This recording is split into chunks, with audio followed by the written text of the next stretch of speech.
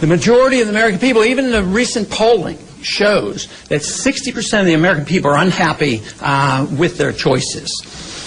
If you take the total number of Americans and the percentage that register, and then the percentage that vote, and then the percentage that vote for a candidate, you end up electing a president with 32% of the American people.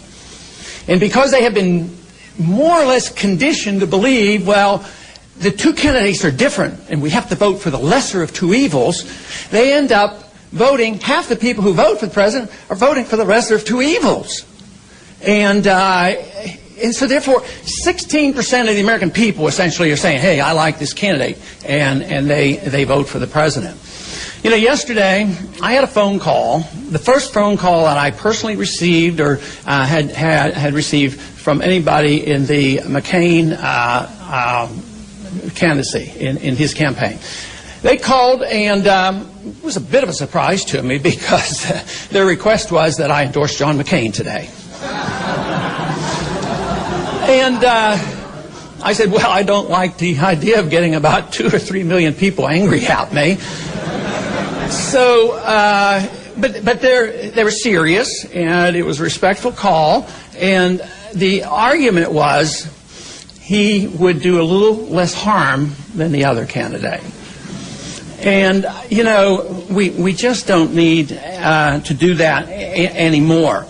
You know, I believe it was 1988, and I believe Ralph Nader will remember this campaign, there was a debate going on with George Bush Sr. and Dukakis, and it was to be put on by the League of Women Voters. And there was a secret agreement between George Bush Sr. and Dukakis that they would dictate all the terms, that they would say who can come and who the moderator is and all this, and who had to be excluded. And when they presented these details to the League of Women Voters, they said, no way, they won't do it. And this was their statement. The demands of the two campaigns would perpetuate a fraud on the American voter. That's where we are. And then a few years later, an organization was formed, and it was called the Commission on Presidential Debates. And since that time, since they have been formed, they dictate all the rules. And guess who's chairman? Who they are? It's the former chairman of the Republican Party and a former chairman of the Democratic Party. And they dictate all the rules. So therefore, anybody who opposes the status quo aren't permitted to be in the debates. And that's where we are today. And this has to change, especially if you ever come around to the, please don't, if you ever get to the point where you believe the two parties are essentially the same, then if the majority is outside the establishment, that it's not very democratic. The process isn't working. And when you think about what we do around the world on the pretense of spreading democracy and how many people die, I think this is a tragedy. It's a tragedy that we who want to improve this country, defend our principles, defend the Constitution, and have a decent process are treated this way. And this is, in a way, an attempt on my part. I'm not a candidate. I'm still very interested in what's happening. And I just am today making a very strong suggestion of what we can do. You know, quite a few years ago, when I think it was when Bill Clinton was inaugurated, it was one of his speeches, he recognized one single individual as being very important to him philosophically. And that was a bit of surprise because I knew about the individual, and some of you may know about him, but it's worth looking into. And his name was Carroll Quigley. He wrote the book Tragedy and Hope. Now, the important part of Tragedy and Hope and Carroll Quigley is that he claims that he was on the inside and part of the group that, you know, did the planning. But why did he write Tragedy and Hope? To expose these people behind the scenes? Because he believed they were far enough advanced, it didn't have to be secret, they could be out in the open, and this is the way it works. It's a tragedy if you don't accept this, and there's hope if you know who runs the show. That's my interpretation, but I believe it's correct. But let me read a quote from him, and thinking about where he's coming from.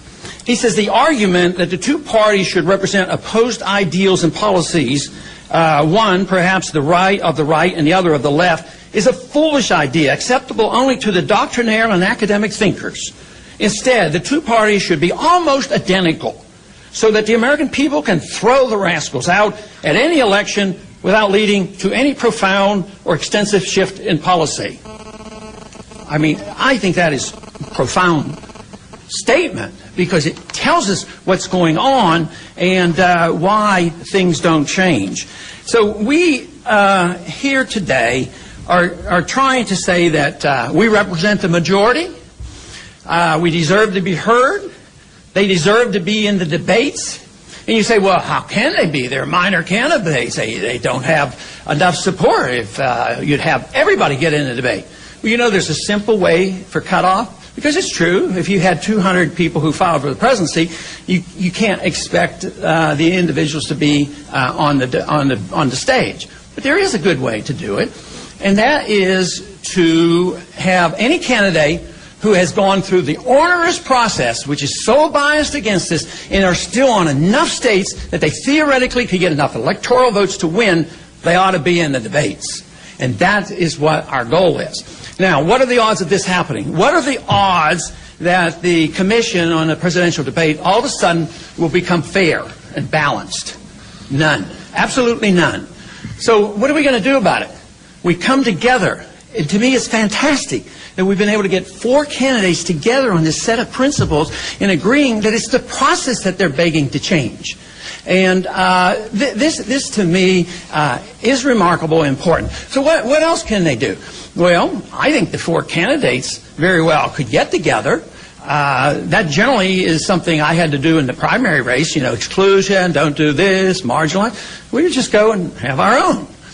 And I know it's difficult to think about, and there's probably arguments against it. I don't even know if the 4 would agree. I haven't even talked to them. But, you know, if they could get together and bring all their supporters together, you know, and maybe the media would pay attention and say, maybe there are some important issues. Maybe civil liberties do count. Maybe foreign policy does count. Maybe we ought to change the Federal Reserve. Maybe we shouldn't continue to bail out all the corporations of the world. You know, they're all lining up. It's the auto companies. But it's not going to work. And that's why the people are waking up. We know we're getting near the end of this. And that's why I think it's a bigger number, 60%. You'll never know about watching TV because it's a horse race. Who's the most evil? Oh, yeah, he's a little worse than this guy, so we need to do it. So I think what we need is to have a showing. And the only way we can have a showing is to prove this point. Now, first off, where are these 60%? Well, there's a bunch of them who make an intellectual decision not to vote. And we shouldn't just say they're apathetic, because I know a lot who aren't apathetic and are pretty intelligent, and they figured it out. But I'd like them to vote. My recommendation is to vote. But if you add up those who intellectually don't vote, and you take all the alternatives and take that number of half the people who vote just for the lesser of two evils, we are the majority. But the more the merrier. And they say, oh, you know, the first challenge is, oh, you want to hurt the Republican. No, I don't want to hurt anybody. I want to help save the country. And therefore, if this works, if the American people would wake up, I mean, there would be just as many votes that would leave Obama. I mean, he's not for change. That to me makes no sense. So if the Republican side would realize what I'm trying to do, they say they should be funding me. You know, they say, look, Obama isn't for change. And a lot of young people will go back and forth between Ron Paul and Obama. But the truth is he and McCain, I mean, Obama beat McCain into sending more money and troops to Afghanistan. They all want to send troops to Georgia and more money to Georgia. And they both want bailouts. So I think I've hopefully made my point. And I am now going to say that I am very pleased. I thank the candidates for showing. We'll have to wait and see when Bob shows up. But in the meantime, I want to go ahead and give each candidate some time, and I think they won't be as long-winded as I am, because we do want to get to questions, but thank you very much for attending.